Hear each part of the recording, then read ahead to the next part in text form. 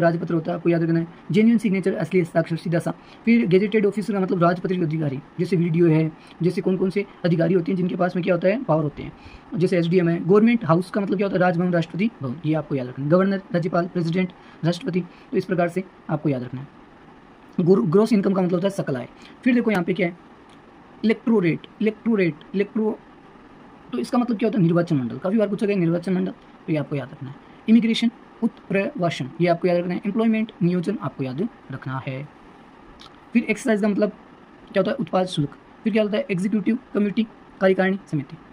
फिर बात करते हैं इपिटोम का मतलब क्या होता है, निष्कर्ष। इडेटा का मतलब क्या होता है, अशुद्धि पत्र। हाल्ट का मतलब क्या होता है, विराम। क्या होता है हाल्ट का, विराम। और जेन्युइन स्टेटमेंट का यथार्थ कथन हो गया। हाइपोथेसिस का मतलब क्या होता है, परिकल्पना। हाइपोथेसिस माना परिकल्पना करना, सोचना, इस प्रकार से अनुमान लगाना।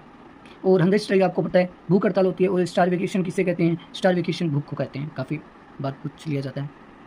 फिर बात करते हैं आइडेंटिफिकेशन, पहचान, शिनाख्त। और आइडेंटिफाई का मतलब पहचान करना, परिलक्षित करना। फिर बात करते हैं इम्पोस्ट का मतलब लाभकर होता है। इनवैलिड का मतलब क्या होता है, अविधिमान्य। और वैलिड का मतलब विधिमान्य। इन्वेस्टिगेशन, अनुसंधान या खोज करना किसी चीज़ की, तो इस प्रकार से। इम्पोस्ट का मतलब लाभकारी। और इंटरव्यू का मतलब साक्षात्कार होता है, ये आपको याद रखना है। इंटरिम का मतलब अंतरिम होता है, ये भी आपको याद है। फिर बात करते हैं जुडिकल लॉकअप, तो न्यायिक हवालात होती है। फिर जुडिशियल नोटिस, न्यायिक अवेक्षा होती है। और जस्टिफिकेशन न्यायोचित होता है, यह याद